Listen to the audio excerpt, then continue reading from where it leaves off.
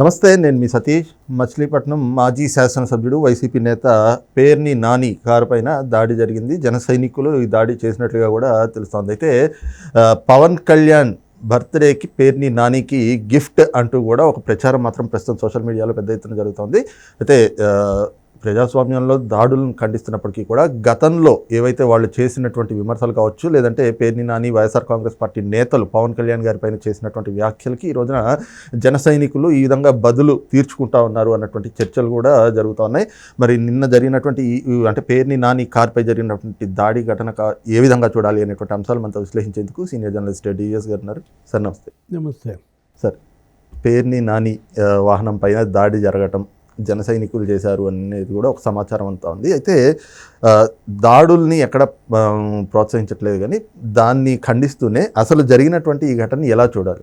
పవన్ కళ్యాణ్ పుట్టినరోజు గిఫ్టా ఇది? పేర్ని నానిపై కోడిగుడ్ల దాడి, అసలు కారు మీద పెట్రోల్ పోసి కూడా తగలబెట్టాలని చూసిన పరిస్థితుల్లో, అంటే కట్టలు తెంచుకున్న జనాగ్రహం, జన సైనికుల ఆగ్రహంగా చూడాలి దాన్ని. ఎందుకని ఇన్నాళ్ళు భరించారు, ఓర్చుకున్నారు. మామూలుగా వీళ్ళు పెట్టరేగిపోలా. ఏది వ్యక్తిగతంగా పవన్ కళ్యాణ్ వీళ్ళు ఎలా టార్గెట్ చేశారో మనం చూసాం. ఆయన వ్యక్తిత్వాన్ని కించపరిచారు, ఆయన వివాహాన్ని కించపరిచారు, ఆయన కుటుంబాన్ని రోడ్డెక్కించారు. అసలు ఒకళ్ళని కాదు, చివరికి ఆయన కూతుర్ని కూడా వదలలేదు, చిన్న బిడ్డ. ఏది ఇంకా మైనారిటీ కూడా ఇంకా తీరనటువంటి ఆడపిల్లర్ని వీళ్ళు సోషల్ మీడియాలో చెలరేగిపోయి ఆ బిడ్డ పైన పిచ్చి మాటలు, వాడెవడ బోరగడ్డ అనిల్ అనేవాడు పిచ్చి కూతలు కూసిన పరిస్థితి. ఏంటి, పవన్ కళ్యాణ్ని మీరు టార్గెట్ చేయండి, ఏదన్నా ఉంటే ఆయన మీద చూసుకోండి, అంతే తప్ప ఆయన భార్య పైన లేకపోతే ఆయన కూతురు పైన ఇలాంటి అవాకులు చవాకులు. వాళ్ళకి మద్దతుగా ఎవడో ఒకడిని అరెస్ట్ చేస్తే వాడిని విడిపించడానికి వెళ్ళాడంట. ఏది, పేర్ని నాని. ఈ సోషల్ మీడియాలో ఈ పోస్టులు పెట్టేవాళ్ళు ఉన్నారు కదా, ఈ భ్రష్టులు, ఈ తప్పుడు పోస్టులు పెడుతూ అసభ్యమైనటువంటి మార్ఫింగ్ ఫోటోలతో, అశ్లీల వ్యాఖ్యలతో వ్యక్తిత్వ హననానికి పాల్పడుతున్నవారు, క్యారెక్టర్ అసాసినేషన్, ఈ దుర్భాషలు అప్రదిష్ట పాలు చేయటమే లక్ష్యంగా మనం చూసాం. సోషల్ మీడియాలో ఎలా బురద జల్లుతున్నారో, విషం కక్కుతున్నారో. ఒకడిని అరెస్ట్ చేశారు. ఎవరతను? ఆ ఇంటూరి రవికిరణ్ ఎవరో అతన్ని తీసుకుని అతను గుడివాడ ఉంచినట్టున్నారు. అతన్ని పరామర్శించడానికి, అతనికి బెయిల్ ఇవ్వడానికి వెళ్ళినట్టున్నాడు ఈ వృద్ధ జంబూకం. ఏది, పేర్ని నాని ఆయన వృద్ధ జంబూకం అని అంటోంది. ఎందుకంటే ఆయన మరెందుకు ఇంకా ఆయన రిటైర్ అయ్యాడు. ఇప్పుడు పేర్ని నాని ఇవాళ రాజకీయాల్లో ఉన్నారా? రాజకీయాల నుంచి రిటైర్ అయ్యారా? ఆయన ఎందుకు కంటెస్ట్ చేయలేదు మొన్న ఎలక్షన్లో? నేను ఇంకా రాజకీయ సన్యాసం, నా కొడుకుని నా వారసుడు కానీ కదా ఇప్పుడు వెళ్ళాల్సింది ఎవరు? వెళ్తే కిట్టు వెళ్ళాలి. నాని ఎందుకు వెళ్తున్నాడు? ప్రెస్ మీట్లు పెడితే గిడితే ఎవరు పెట్టాలి? మచిలీపట్నంలో ఓడిపోయిన అభ్యర్థి ఎవరు? పేర్ని కిట్టు యాక్షను, కిట్టు బాబు చేయటం ఏంటి? ఇప్పుడు యాక్షన్ ఇప్పుడు తీసుకోవాల్సింది, చర్యలు బ్యాటింగ్ చేయాల్సింది ఎవరు? పేర్ని కిట్టు. కానీ తండ్రి ప్యాడ్లు కట్టుకుని వస్తున్నాడు, మా అబ్బాయి బదులు నేనే బ్యాటింగ్ చేస్తానంటున్నాడు. పేర్ని నాని ఒక 5-6 సార్లు కంటెస్ట్ చేశాడు, ఒక 3-4 సార్లు గెలిచినట్టున్నాడు. ఇంకా ఇంత సుదీర్ఘ రాజకీయం చేసిన తర్వాత నీ కొడుకు ఓడిపోయాడు. ఓడిపోవటం కూడా మామూలు మెజార్టీతో కాదు. ఏది, ఇక భవిష్యత్తులో మళ్ళీ పోటీ చేయకూడదన్నంత మెజార్టీతో ఓడిపోయిన నేపథ్యంలో కొన్నాళ్ల పాటు వీళ్ళు ఏం చేయాలా? బియాండ్ ద స్క్రీన్ ఉండాలి. కొన్నాళ్ల పాటన్నా వీళ్ళు తెర వెనుక అయితే ప్రజలు ఏం ఆలోచిస్తారు? నాని ఎక్కడున్నాడు, కిట్టు ఎక్కడున్నాడు, పాపం వాళ్ళకి నష్టం చేశాము, వాళ్ళని ఓడించి పొరపాటు చేశామన్న సానుభూతి తెచ్చుకోవాలి. అది తెచ్చుకోకపోగా ఇతను జగన్మోహన్ రెడ్డికి ఇంకెవ్వరు ప్రెస్ మీట్లు పెట్టేవాళ్ళు లేరు, అందరూ పారిపోయారు. కొడాల నాని ఎక్కడున్నాడో తెలియదు, వల్లభనేని వంశీ ఎక్కడున్నాడో తెలియదు, అసలు మంత్రులంతా పత్తా లేకుండా పోయారు. రోజా, ఉషశ్రీ చరణ్, ఇలాంటి పరిస్థితుల్లో విడుదల రజని.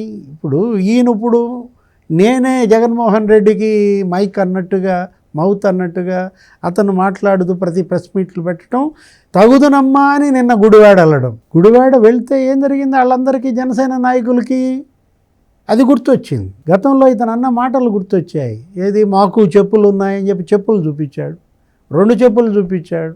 ఇప్పుడు ఆ చెప్పులు తీసుకుని అడ్డుపడ్డారు. నువ్వు చూపించిన చెప్పే కదా. ఇప్పుడు నువ్వు సరైన ఆడివైతే ఇవాళ నీ వెంట ఎందుకు పడేవాళ్ళు? ఎంతమంది వైఎస్ఆర్ కాంగ్రెస్ పార్టీ నాయకులు ఉన్నారు, వాళ్ళ వెంట పడుతున్నారా? బొత్స సత్యనారాయణ తిరుగుతున్నాడు విశాఖపట్నానికి, ఇక్కడ తాడేపల్లి వచ్చాడు, మొన్న కౌన్సిల్కి వెళ్ళి ప్రమాణ స్వీకారం చేశాడు. మరి అతన్ని ఎందుకు వెంటబడలేదు అంటే వీళ్ళు స్వయంకృత అపరాధం చేతులారా చేసుకున్నదే అన్నమాట. మీరు వాళ్ళకి చెప్పులు చూపించారు మీకు పవర్ ఉన్నప్పుడు, ఇప్పుడు వీళ్ళకి పవర్ వచ్చింది, వీళ్ళు చెప్పులు తీసుకుని ఎడ్డపడ్డారు, కోడిగుడ్లు వేసి కొట్టారు.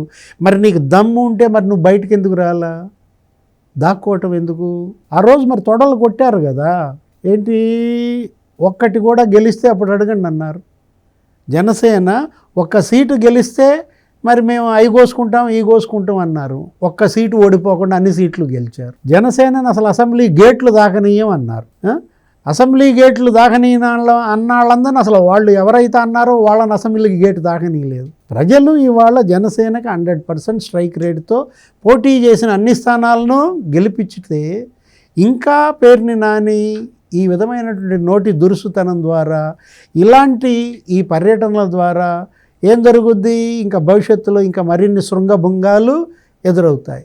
వెంటబడి కొట్టే పరిస్థితి తెచ్చుకోకూడదన్నమాట. కానీ అంటే ఇప్పటికీ కూడా ఆ అధికారం కోల్పోయాక ఈ రోజుకి కూడా ఇంకా రెచ్చగొట్టేటువంటి ధోరణిలో ఆయన వ్యవహరిస్తున్నటువంటి తీరు. గతంలో పవన్ కళ్యాణ్ గారు కూడా చెప్పారు, శతకోటి లింగాల్లో ఒక బోడి లింగం, అలాగే శతకోటి నానిలో ఈ పేర్ని నాని ఒకడు అని చెప్పేసి అని.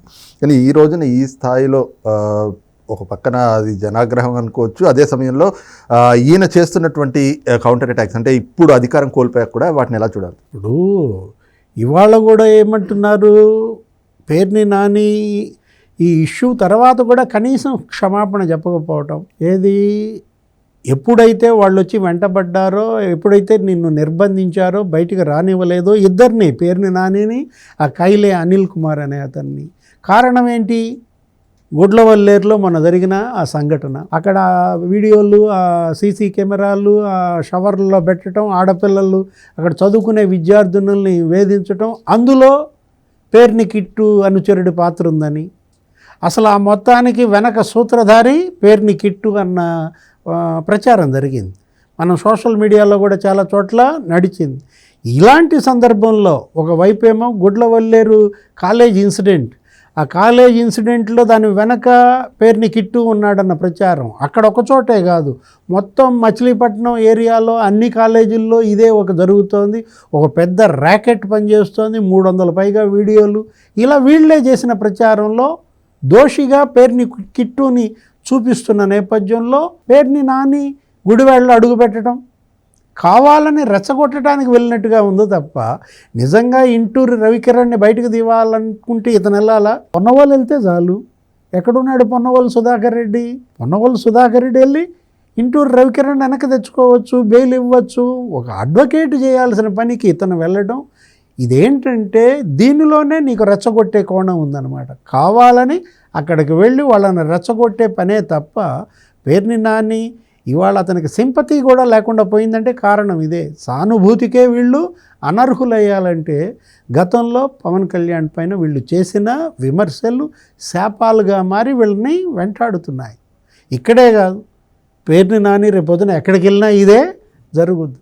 కాబట్టి కొన్నాళ్ళు ఆయన కూడా కొడాల నానిలాగా, వల్లభనేని వంశీలాగా ఎక్కడికైనా వెళ్ళిపోవటం మంచిది. బట్ ఇది చూస్తున్నాం కదా, ఏదైతే కట్టలు తెంచుకున్నటువంటి జనసేన శ్రేణుల జనాగ్రహమే నిన్నటి పేర్ని నాని పైన దాడికి దారితీసింది. అయితే గతంలో ఆయన చేసినటువంటి తప్పిదాలు ఈ రోజున ఈ విధంగా వెంటాడుతూ ఉన్నాయి. కాబట్టి ఇప్పటికైనా జాగ్రత్తగా ఉంటూ మరి తన సహచరులు అటు కొడాలి నాని కావచ్చు, వల్లభనేని వంశీ ఇప్పుడు ఏ విధంగా అయితే స్తబ్దుగా ఉంటా ఉన్నారో మరి పేర్ని నాని కూడా కొంతకాలం అదే విధంగా వ్యవహరిస్తేనే బాగుంటుంది అన్నటువంటి భావన కూడా సీనియర్ జర్నలిస్ట్ టీవీఎస్ గారు వ్యక్తం చేస్తూ ఉన్నారు. Thank you. నమస్తే.